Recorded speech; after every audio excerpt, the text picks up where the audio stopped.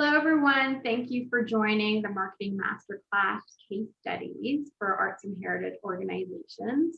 Through the generous support from Canadian Heritage, Working Culture, working closely with a marketing specialist, Sue Edworthy, and partners, the Kingston Arts Council and the Ottawa Arts Council, have developed a marketing incubator program for arts and heritage organizations in Toronto, Kingston, and Ottawa.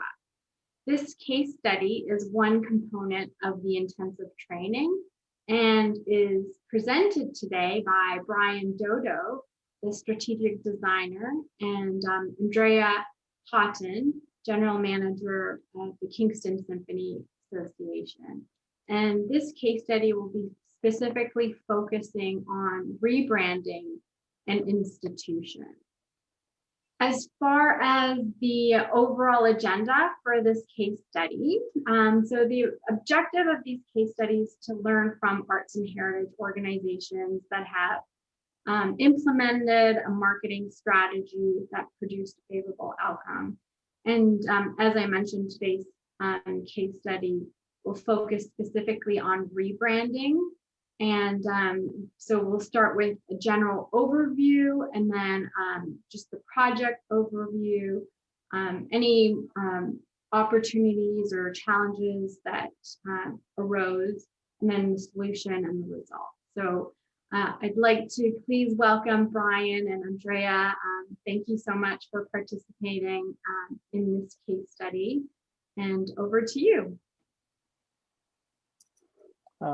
Thank you so much. Just to give you a brief, introduction to our business. So I'm the principal of BMDodo Strategic Design. BMDodo Strategic Design is an award-winning design company based out of Kingston. We do a lot of work here in Canada and internationally. We count the Kingston Symphony as a client, but we also do a lot of work for the Kingston General Hospital. We've done work for the United Nations, the European Commission, and so forth. So this is an area that we're quite excited with, and this is one of our most exciting projects. And I'll pass it on to Andrea to introduce herself. Thanks, Brian. My name is Andrea Haughton, and I'm the general manager of the Kingston Symphony Association. And the Kingston Symphony, our organization that has been in existence for, I think it's our 67th year. Last year, we worked with Brian to rebrand, and we'll talk obviously more about that, but the Kingston Symphony Association, we are the Kingston Symphony Orchestra, but we also have other groups within our association, like the Choral Society, a youth orchestra, youth strings, A strings, and then a Kingston Community Strings group. So a lot of different levels of, and from a professional orchestra down to an amateur youth orchestra, and then a choir as well. So yeah, so we were desperate for a new look and way of sort of going forward with our organization. So thank you. So in terms of the way we've broken down this masterclass, I guess is you've put it, is that we wanted to break it down based on the process that we follow. And the process that we followed was obviously starting with research and then going on to the brand development piece, going on to marketing and marketing strategy and all the communication strategy that needed to be applied in order for the brand to be successful. But as we were doing it, we also found some challenges. So the other section we've added to this is how the symphony was able to pivot during a pandemic. And so that became actually quite interesting and also a very good lesson for everybody involved. In terms of the first goal from our understanding was obviously to try and learn and understand what the Kingston Symphony Association is about. This we do for ourselves so that we can understand, but in the process we also work with our clients to get them to understand who they are as well. So the research process, the idea was to try and understand what are the priorities that the association has, what journey have they traveled in the past, and where do they plan to go in the future. So that whole approach. We also wanted to try and understand who they consider their target audience and who else could be a potential target audience. So we wanted to understand that and learn more about that. We also wanted to learn what makes the Symphony Association unique. And then lastly, we wanted to know who a competition are. So that competition went from other arts organizations who may compete with them for funding and other resources, including staff resources and so forth. It also included any organizations that may compete for audience. So whether it's other institutions and organizations within the city that run events on the same days that the symphony runs events. So when we're sort of trying to encourage audiences to go to the symphony, where else are they looking to go? So we did a lot of research on the competition to try and understand that. And in the process, I think there were a lot of lessons learned. I don't know, Andrea, if you have any thing that you found interesting from the research process. I think for us, it was just a real, some things we learned from the research we already knew or thought we knew, and then other things that because Brian talked a lot to our current audience, as well as people who normally wouldn't come to the symphony. So I think that was really eye-opening, and some of the comments that were made through that, it was good to sort of get both views as well. You know, there's a lot of things that you sort of take for granted if you have a full house, but you always want to expand, and just learning the ways in which we could do that strategically was really interesting, and how it would be supported through the research that we were able to get. So. Yes, and I mean, what we found quite interesting in the research was that the challenges that the Kingston Symphony Association were going through were not unique just to the Kingston Symphony Association, but were general challenges that all symphonies around the world are going through. And that challenge was, how do you attract new audiences to the symphony? And how do you sort of sustain that audience as well? So they had no problem attracting audiences over 65. But there was obviously a challenge attracting people under 65. And so our whole solutions and strategies that we took on were to try and produce a brand that doesn't sort of eliminate the audiences that they already have, but one that would resonate with that audience, but also resonate with other audiences. So some of the younger audiences, everyone from the very, very young, right to the age groups that we were already their audiences.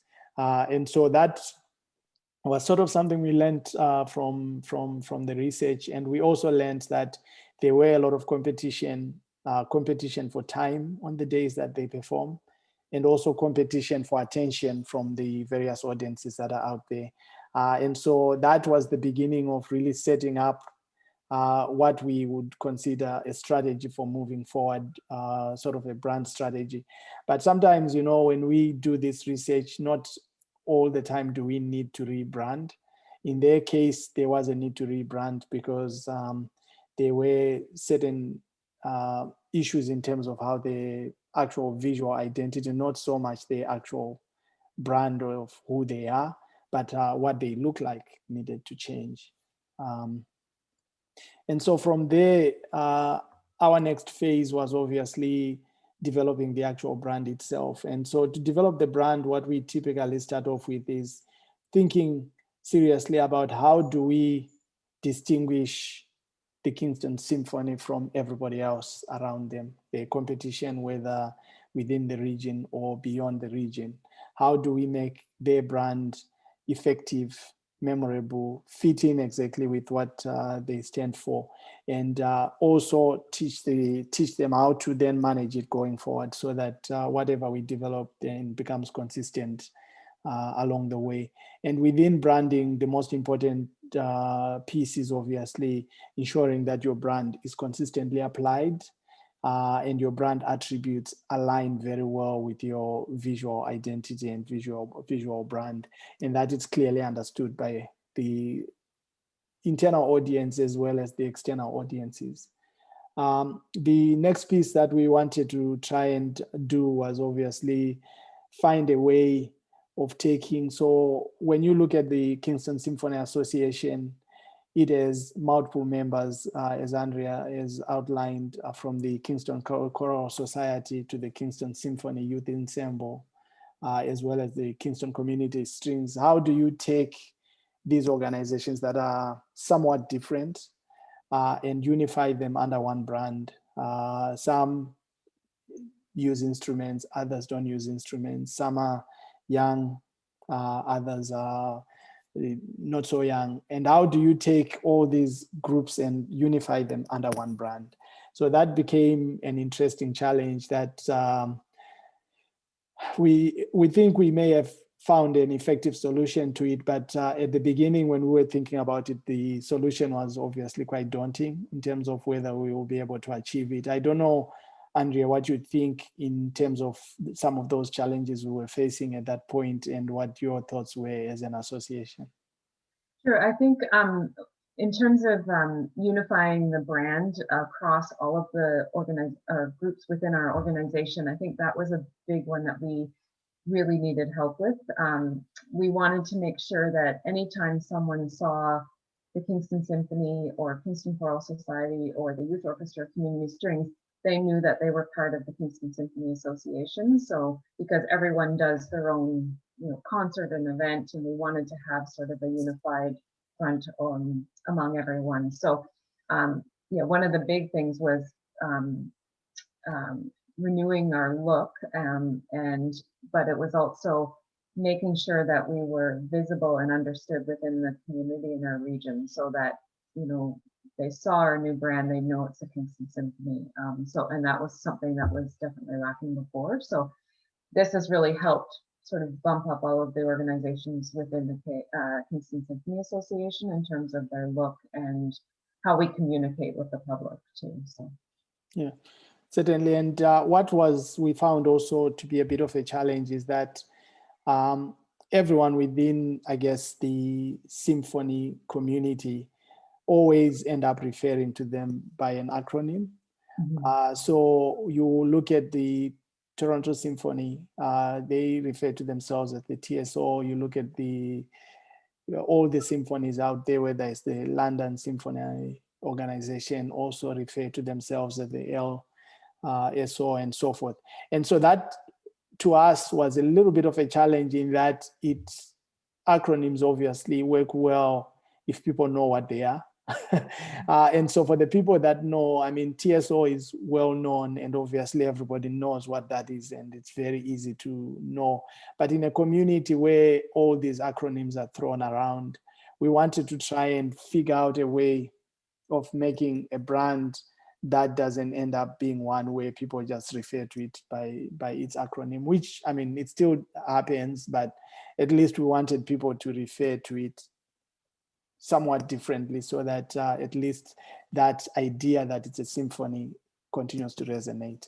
And so that was sort of our objective when we're coming from it from a design standpoint, as to what we could do. So I will just share some of the thoughts and ideas that we led to the actual brand. So if I may, so the logo that you see on the left is what the Kingston Symphony Association used to, how they were branded prior to us taking on the brand.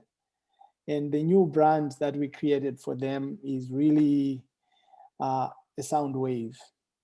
And the reason we chose a sound wave is that when we started thinking, we thought to ourselves, how do we create an identity that is that evolves?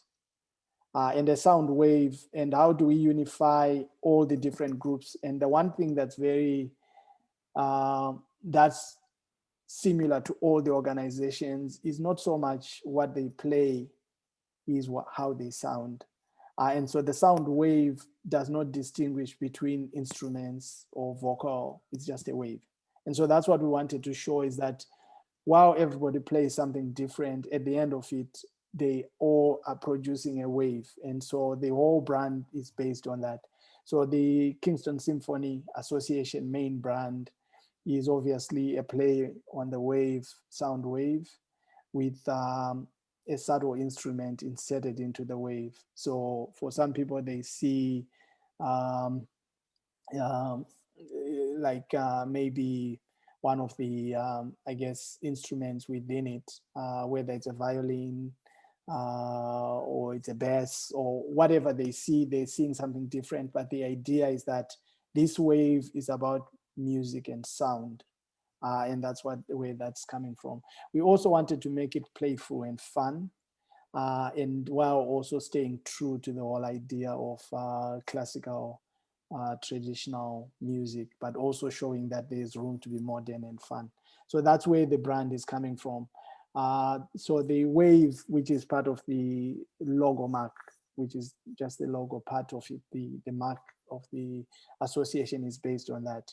But on the logo type piece, we actually went traditional. So we went to what was originally the font of the Kingston Symphony, which is a serif font. And we went back to that, but chose a serif font that's more legible, that's more fun. We moved from being all caps to upper and lower case, like a title case type of scenario. And the reason we chose that is that that makes it more friendly and more welcoming, and it's not so rigid, if that makes sense. So that whole identity was based on that.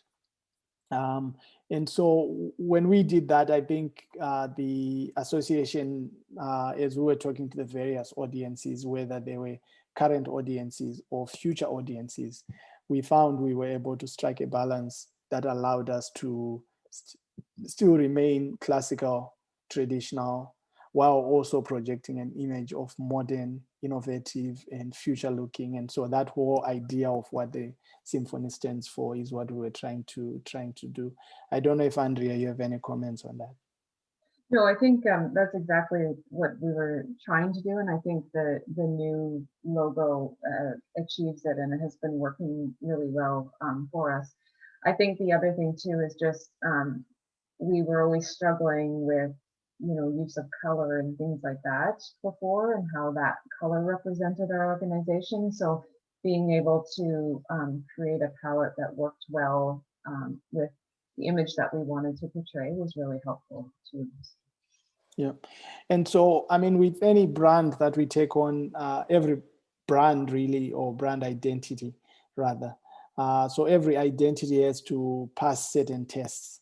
It has to be able to work in its basic form, so in the way it is with its colors and everything. But it has to feel the same way if it's in black and white. It has to feel the same way when it's outlined. So when we start to think about the brand application, so we started off with the brand identity. Then we start to think about, okay, now that we have a brand identity, how do we apply it, and how does it apply, and how does it translate within these various applications? So when we started thinking about that, we obviously look at what does the brand look like in the one format? How does it translate when you turn it into black and white? How does it still resonate? So from that format to that format, so the brand comes with a version that can work in a sort of monotone type format. And then it also should work reversed out of a solid background. So that's what it would look like, reversed out of a solid background. And so the same way. So these are all basic tests. But when we start to look at how does that wave then translate into Kingston Choral Society? Same wave, more colors, different colors. the one color unifies all of the brands, but then some of the colors change. So they can have their own identity with their own wave, their own sound wave, but when you put them side by side, they all belong to the same family. And then when we take the same, when we move it to youth orchestra, we sort of built in some of the chaos that you find in a youth orchestra that you would be not so obvious in a professional orchestra. And we built some of that, so it became fun, it became playful, but it was one that allows the wave to be more fun, chaotic, organized chaos, if you want to call it that. So it's based on that idea. And then when we take that, also we put it around the same test of how does it work in the various setups. And so we thought in this particular case, we sort of nailed it. But obviously, we can only rely on what our clients say in terms of how it's been received by the various stakeholders. So I don't know, Andrea, if you can give us a bit of a highlight of how the stakeholders within your community have received this. Sure. I think in terms of the different groups within our association, I think that was very well received. I think there was,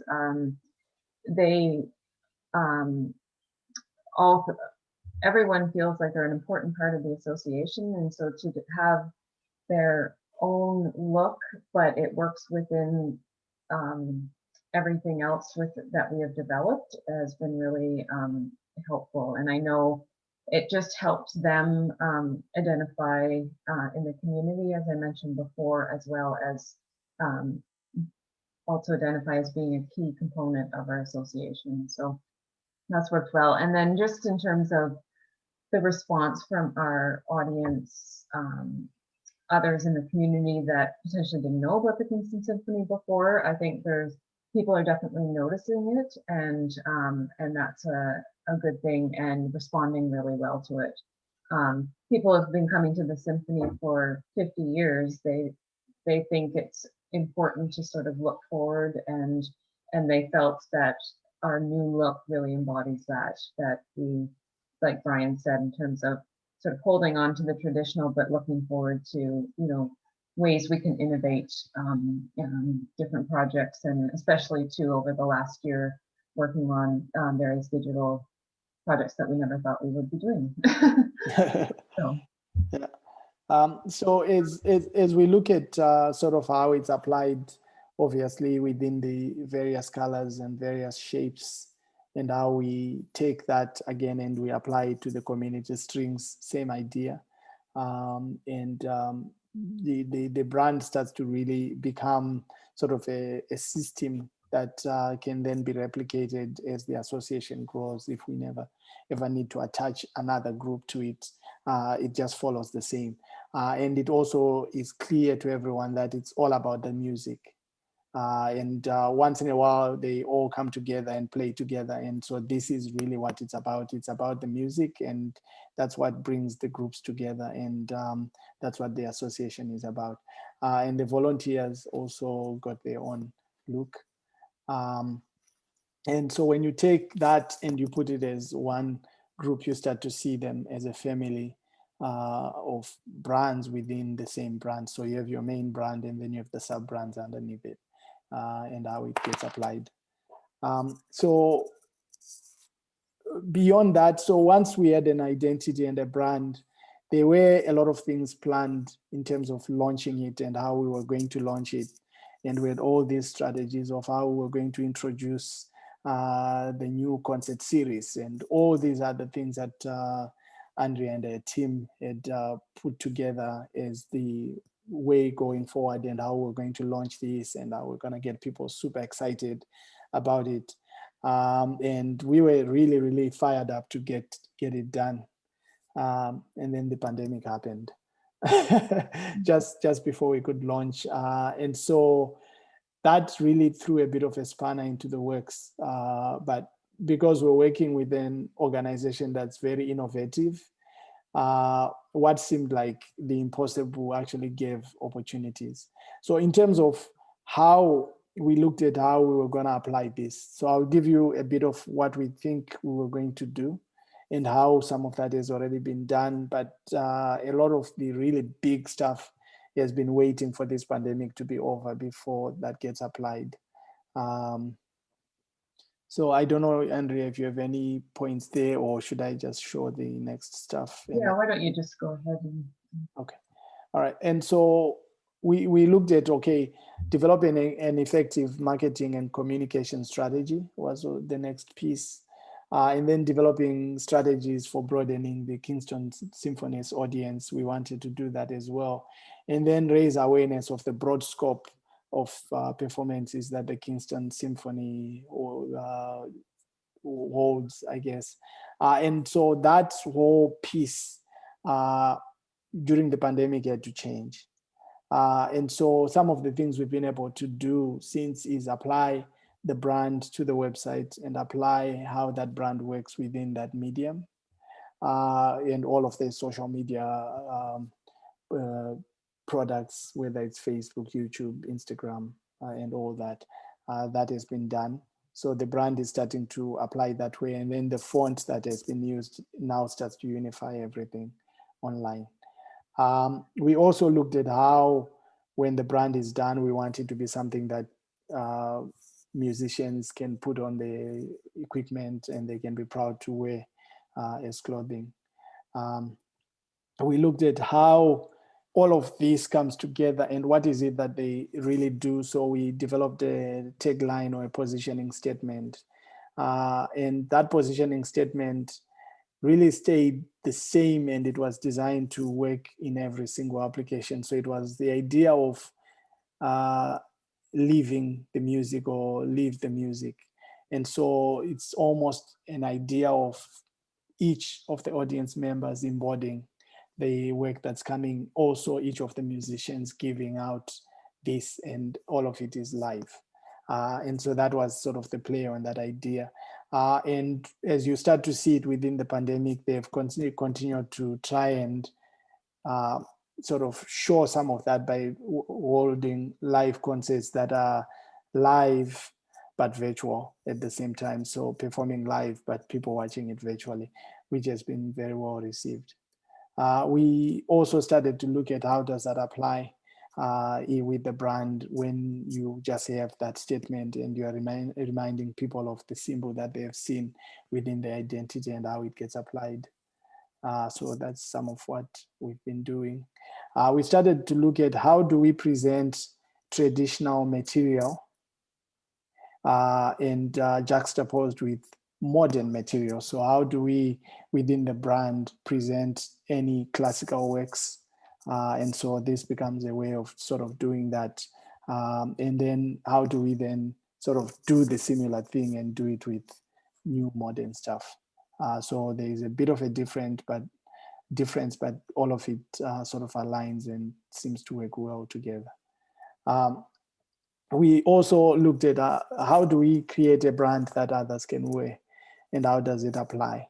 So whether it's brooches and jewelry that people may wear.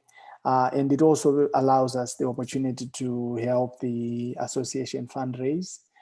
So as opposed to just fundraising where people are just asking for money and so forth, this allows them to go out there, present something that's unique, beautiful, that people can actually buy and be proud to wear. And so that becomes that. So that really takes us to that level of how do we make it fun and exciting, worn by young people or worn by the main core audience, which are mostly seniors. How do we create something that both groups can feel part of it? And so that was sort of the idea of that brand. I'll stop here. Andrea, do you want to add anything to that piece?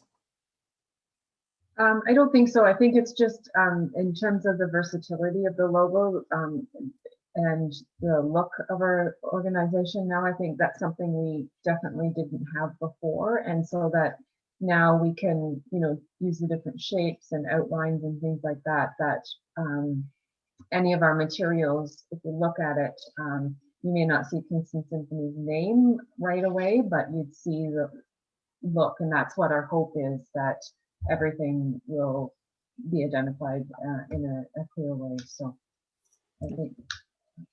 Yeah.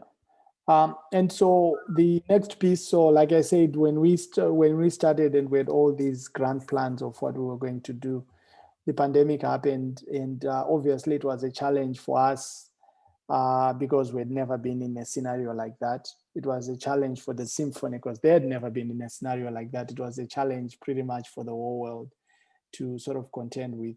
So that meant an organization like the symphony that typically have people coming into a room, listening to live music and growing an audience like that, all of a sudden that room is not allowed, and the ability to gather as large groups is also not allowed.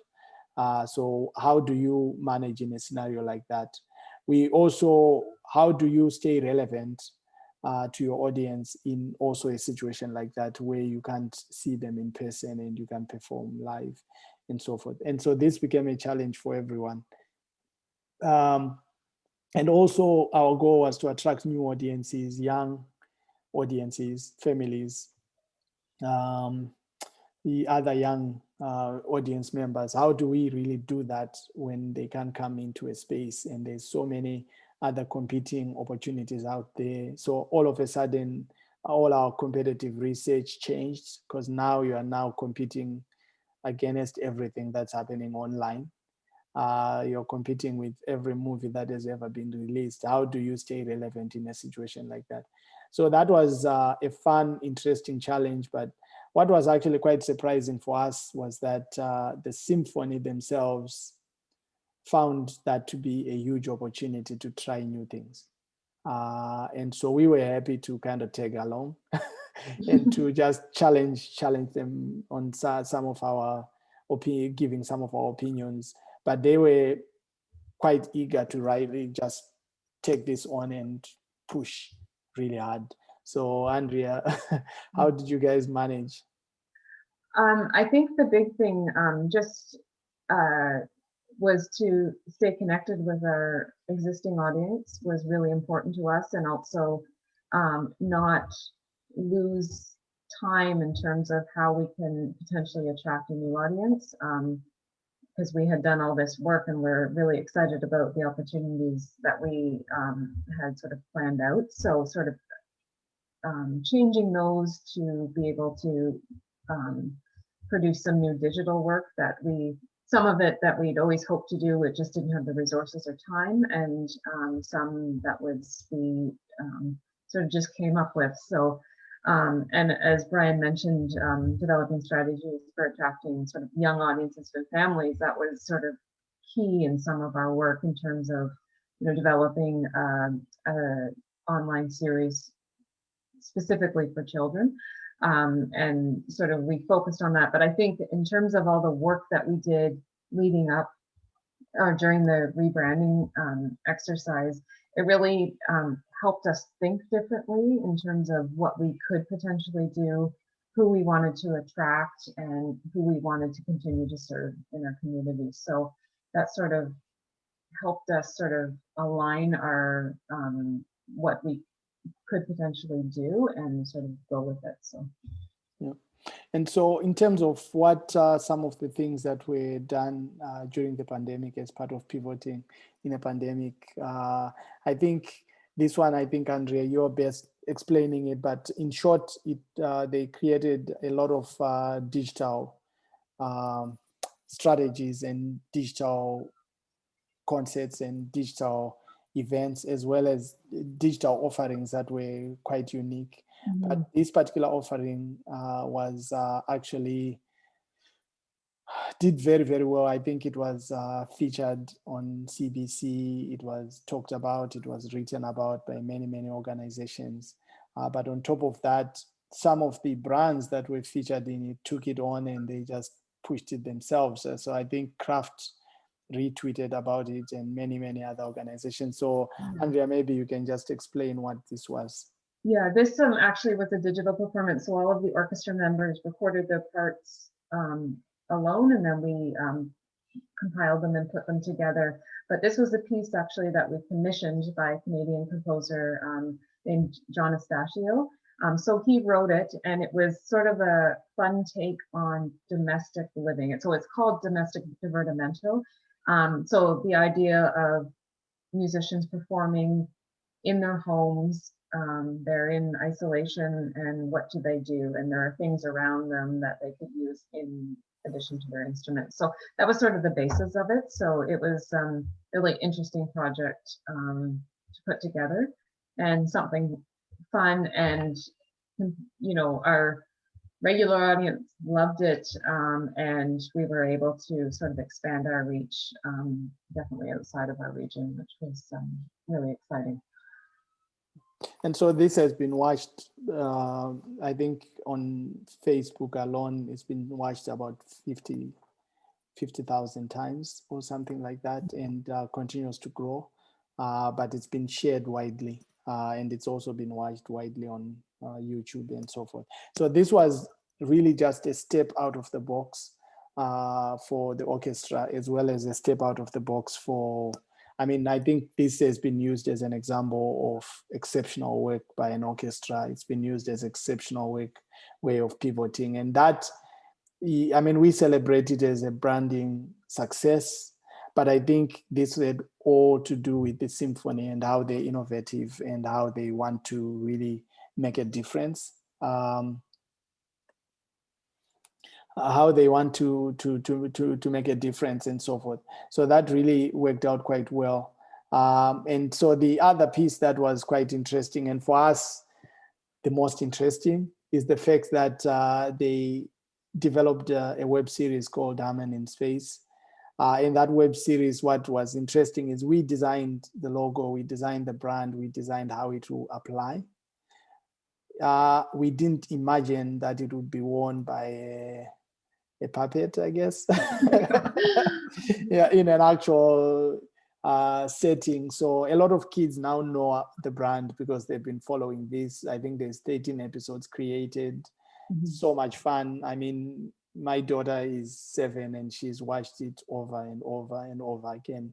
And it was really a nice way of introducing kids to music and kids to orchestral music, but done in such a way that's so, I would say, revolutionary in terms of how it was done, but also done during a pandemic. So taking all the constraints that people are going through the pandemic, take all that and how much creativity was actually employed to make this happen is quite exceptional. I don't know, Andrea, what kind of feelings have you been getting from people, or thoughts or ideas from this? Yeah, I think it sort of was one of the first projects we had thought about. Our music director was stuck in a hotel room in Calgary when everything was shut down, and we sort of talked really quickly and said and the first concerts that we had to cancel were education concerts and our family concerts. So we thought we definitely need to figure out a way to reach those students and children. So this was sort of born out of that, and he was, sort of the feeling of isolation. Harmon, the hound, is stuck in space and needs the orchestra's help to get back to Earth. So she needs to play the right piece of music to land her spaceship. So it was sort of that kind of idea of, she's stuck in her own space without anyone there. Everyone else is isolated during this time too. So it worked out really well, and in a good way, as Brian said, to introduce children to the different instruments in the orchestra. It was almost therapeutic in a way as well for the kids to know that they're not doing this alone or going through it alone. Harmon is also going through it. So it was actually quite exceptional. I remember having sort of some of the early brainstorm meetings, and I remember Evan saying, I have a friend who's a puppeteer, and I'm thinking we'll just put together a puppet and do something and add music to it. And to be quite honest, what I was imagining was more like a guy with a little puppeteer thing, and just we thought it was fun and exciting, but we didn't actually realize that it was going to be production quality. This is so exceptional. It's at a level where the way that big movies are done. It's sort of at that production level and production quality, and it's so exceptional, and I see a lot of potential for it. But what I really like about it is that it was such a huge team effort where you have the puppeteer and their team and the production team and then the musicians, everybody coming together to produce something exceptional while social distancing. It's really like when you start to think about it from that perspective. I'm sure if someone is to watch this in future, it's just going to look so amazing, but they don't really get to appreciate the constraints that the musicians as well as the production team were working in. And so what I found from this was that we created a brand that was aimed at sort of bringing more people to the symphony. The symphony took that on and made it bigger, much, much bigger than we ever imagined. Yeah, so it's really great. I was talking to my daughter this morning and she's like, oh yeah, when are the stuff is coming of Harmon so she can buy one of those. So it's just, she's like, oh, I want a stuffed animal of Harmon. I want, so that the potential of really developing this into something bigger is unlimited. And I think the symphony has shown an amazing level of innovation just from where we were and where we are now. I think they're gonna come out of this much, much stronger, in my view.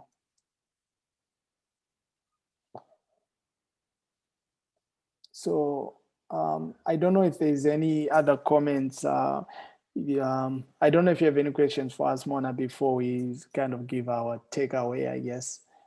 Sure, yeah, I mean, I love this. I love the look of the brand.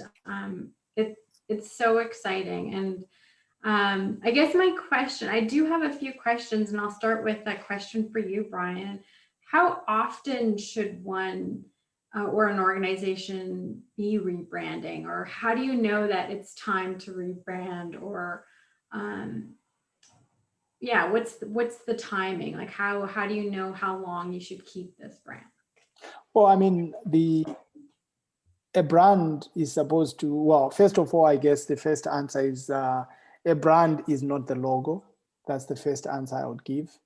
A brand is what people think about you or think about your organization and what you think about yourself.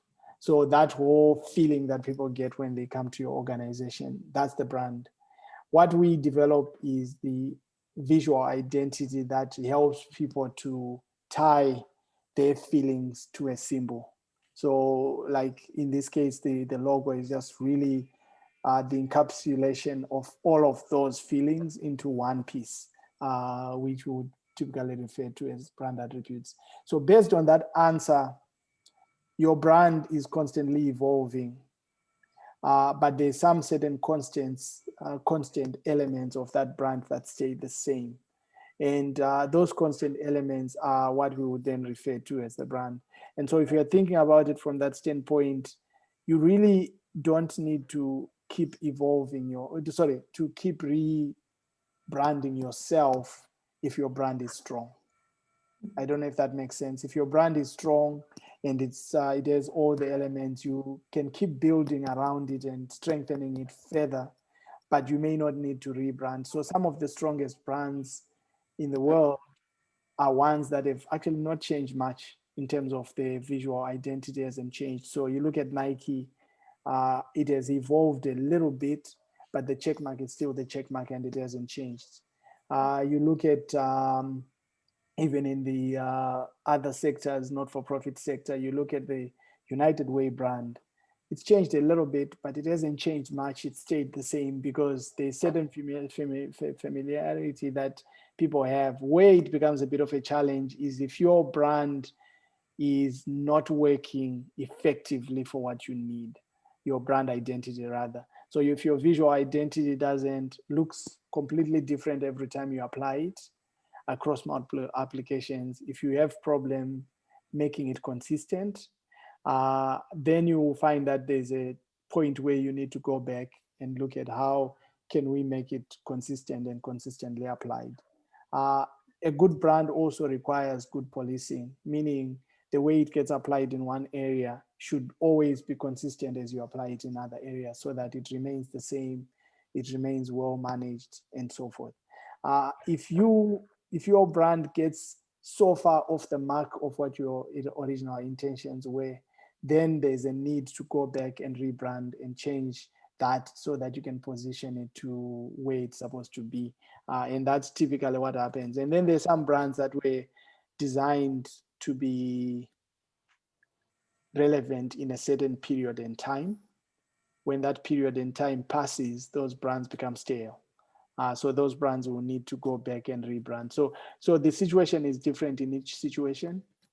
And also in terms of where you are, that's why we start off with research, so we can really understand whether there's a need to even touch the brand or just change the things around it to make it stronger. I don't know if that makes sense. Yeah, and related to that, I guess this question could be for Andrea.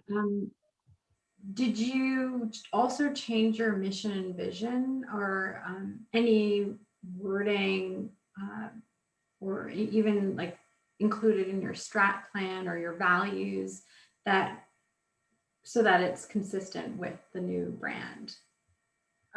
We didn't change our vision or mission. We felt that based on the research that it was still relevant and strong.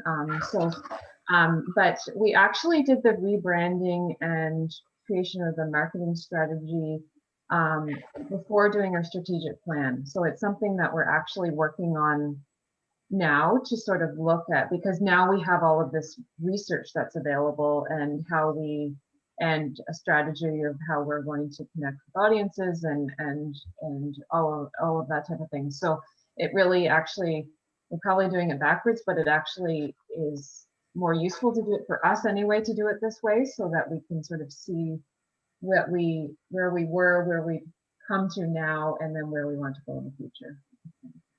That's great. Yeah. And also, how are you able to utilize how quickly did your team or your staff start using the new brand and really taking it in and essentially just using it and really how did you do it through like a branding guideline? Like, did you have to meet up with the rest of your staff, including the orchestra, to this is our rebrand, and how did you go about doing that? Well, actually, when we finished, Brian presented what their concept and to our staff and development committee, and sort of that was our first step, and then presented it to our board, and then we sort of branched out, and then on our board we have representatives of all of the groups within our association, so they were there, presented with the concept and sort of got their buy-in, and then we also did a presentation to the different groups. So Brian did talk to the orchestra, presented sort of similar to what we were talking about today. So, because I think that was really important for everyone to get on board, because we have this great new look. We really need to get everyone on board and really sort of be using it in the way they should. That's the other thing too, with so many groups involved, and we have a very small staff and lots of volunteers. So it was really important to have clear direction of how we need to use the brand. So those guidelines and everything were laid out by BMDodo to make sure that we're using it correctly, and sort of how they envisioned it to be used properly and things like that. So I think that was important too, just to get everyone on the same page, and everyone wanted it. I think that we hadn't, like, that logo was from, actually no one really knows exactly when it was created. We think it was the early 90s, so it was definitely time, and so things have changed, we've evolved from when it was created, so we're very excited about the opportunity.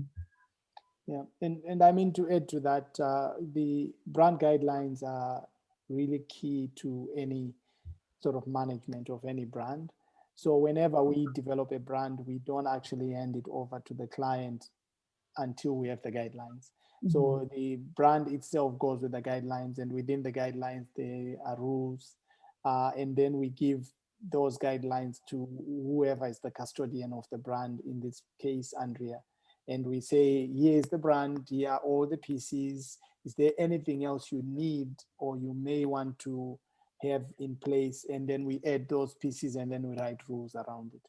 And the Mhm. idea is so that when they take if she was to take a piece, like for example, what you see on Hammond there, the people who would have stitched this would have looked at the brand, would have seen how it's applied, would have seen the rules of how you create a clear space around it and so forth. And this would have been actually followed the guidelines exactly. And so those guidelines then help to manage going forward, and those stay the same. And whenever you make a change in anything to do with the brand, those changes and those rules also go into the guidelines, so that in future, as future generations start to use the brand long after we're all gone, hopefully it's lasts that long, they can go back and say, okay, here's what the base was, here's what the thinking and the idea behind it was all about. And then as you evolve, you can evolve it from that standpoint. And so the brands that fail in most cases don't have those tools to help keep them together and intact over time.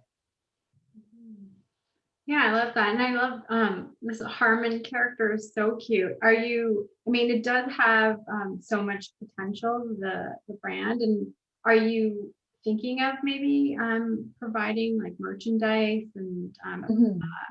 okay, that's great. Yeah, absolutely. That was something sort of laid out in our marketing strategy. We, as Brian said, we had this one a strategy that would work if we were just presenting, concerts and outreach initiatives that we were doing before, but we really had to take a look at it again and sort of see how we could sort of adapt to the current space that we're working in. So I think, yeah, we're definitely looking at merchandise, and we're actually in the midst of trying to find funding to do a second season because it's been so successful. So yeah, so I think it's sort of created a new opportunity for us that we sort of were hoping that it would be successful, but we sort of, there have been other things that have come out of it that we've been able to sort of create, like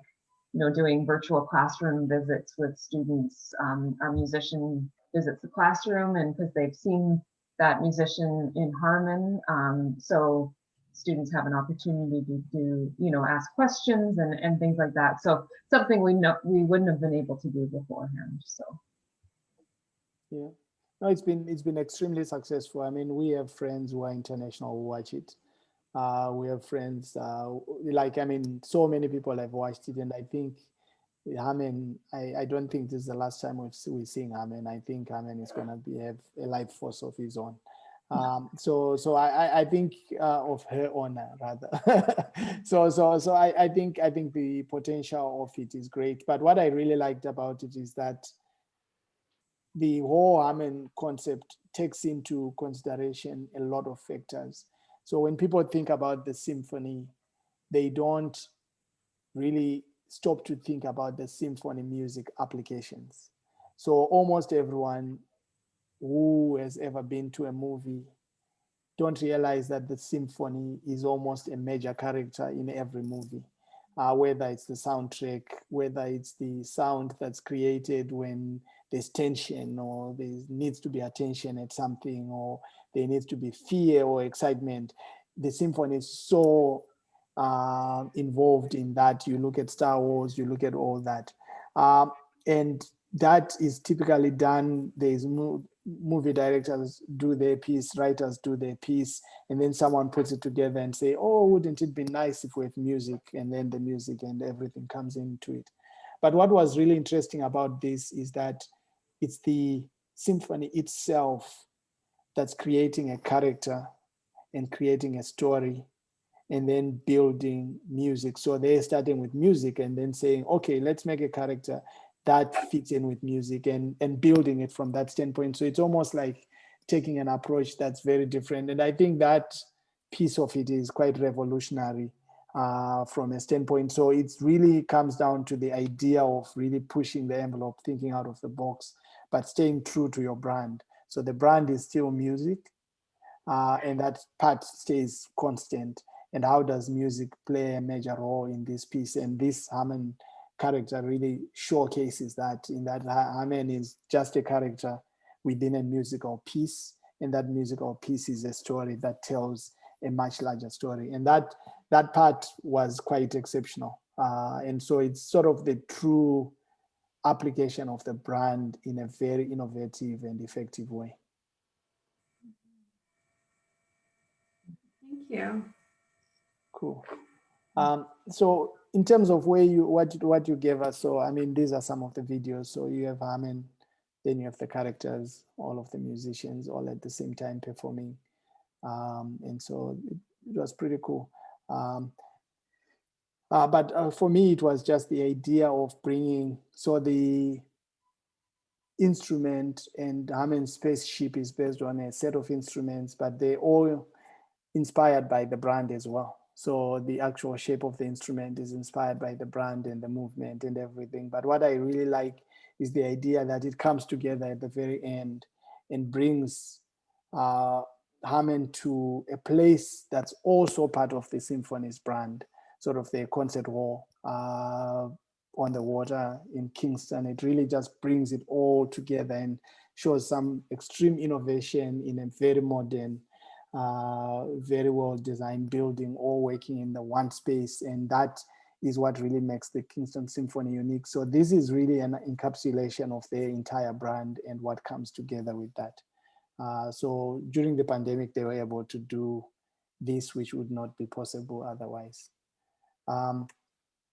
So in terms of results, there's that what we've just described, but what we were able to do was create a unified brand, create strategies for reaching a much broader audience, which we've done. So a lot of young people, young parents, young families are quite excited about this, but then there's a whole other audience that's just excited about the idea of music being made with household items, but done in such an exceptional way that has been creating a huge following. And then there's a lot of other things in between that's helping to solve that audience thing. The actual results are not quite in yet because everything has been happening in a pandemic. It would be great to go back and Andrea at that point is Monday, Tuesday, Wednesday, Thursday, Friday, Saturday, and Sunday of housefuls of people coming to listen to the orchestra. Sorry, to the symphony. So we'll see how that shapes out.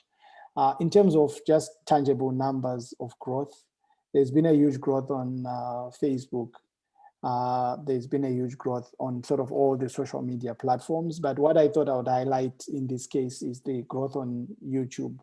When we started talking, pretty much every video that was done prior to the rebranding exercise had about 160 views. There's no advertising applied to any of these videos. This is just organic growth. Since the pandemic and all of Harmon and everything that's been going on, the numbers are ranging on average 10,000 views. So that was like a huge growth. In terms of subscribers, they went from 77 in March of last year to about 815 to date. And so these are sort of just early numbers. And so some of the people that watch don't necessarily subscribe, but there's a lot of people following and watching from all over the world. So there's been a lot of growth and impacts that has happened since. In terms of, I don't know, Andrea, if there's any other results that you've noticed that I may have not noticed myself. No, I think it's, I think the only other thing which sort of shows with views per video and increase in subscribers, but I think also the leveling of engagement with the online audience, as well as just even in person, well, not in person right now, but in terms of like connection with our audience, sort of our existing audience, and then and the new one that we've been able to form, we found that there's a lot more interaction, whether or not it's online or you know, just things like sending an email and things like that that normally wouldn't necessarily happen. So it's interesting to be able to get that feedback that we may not have had before. That's good. And in terms of takeaways, from my view, I mean, there's, I'm sure Mona, you would have found some other takeaways, and Andrea probably has some, but from my view, I think the idea that the most important thing to consider when sort of thinking about branding, what I would think would be a good takeaway for people is really go out there and learn and understand your audience, target audience, and also your potential target audience, not just the audience that you have now, but the other potential target audience, so that you can really align what you're doing from a brand strategy to potential future growth. Also, as part of that is know your competition. Who is really got the potential to take audience from you, take some of your staff and get them to work for them, access to the same resources, whether it's funding opportunities, who else would receive the same funding or potential to receive the same funding that you may be receiving.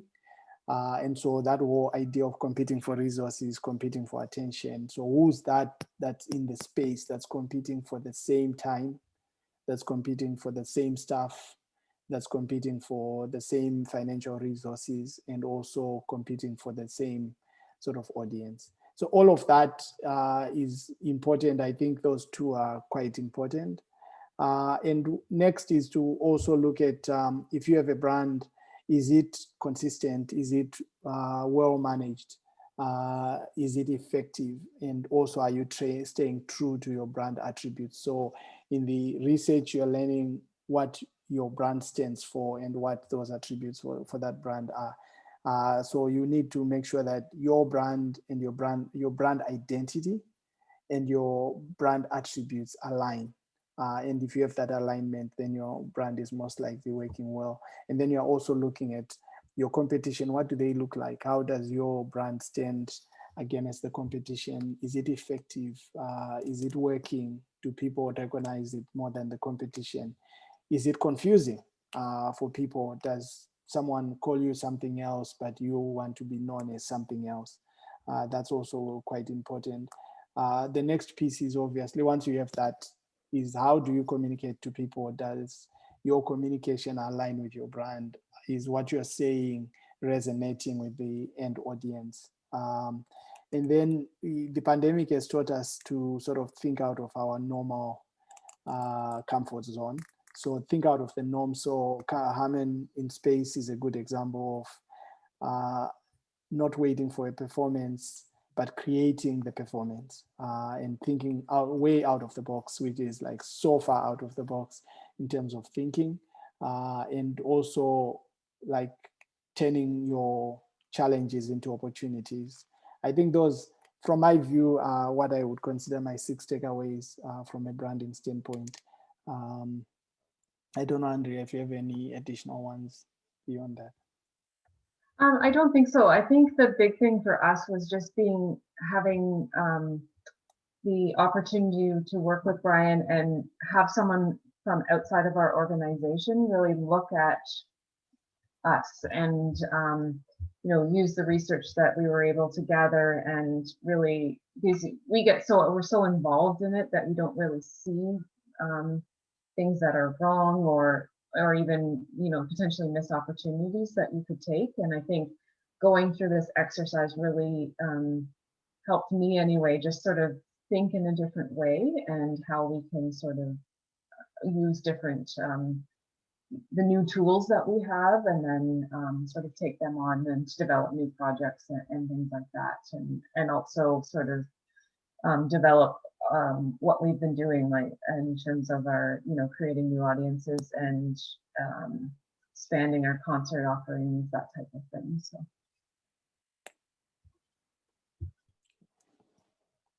I don't know, Mona, if you have anything else for us with regards to that or other takeaways, I guess. Oh, that was great. Thank you so much. And for those of you who are watching, thank you. And if you'd like to connect with Brian, please do so. His email is on the screen, as well as follow him through social media, and Andrea as well. Thank you for sharing your email. So if you have any questions about rebranding, please contact them to get some insight. Yeah, and thanks so much for your presentation and for taking the time out of your day to share your experience. And this is very important for many arts and heritage organizations to know how critical branding is and how to apply it and adopt it really throughout the entire organization, with your staff, your volunteers, and all your stakeholders. So thanks again. And thanks to Canadian Heritage for supporting us, as well as our delivery partners, the Kingston Arts Council and the Ottawa Arts Council. Okay, thank you so much. Thank you.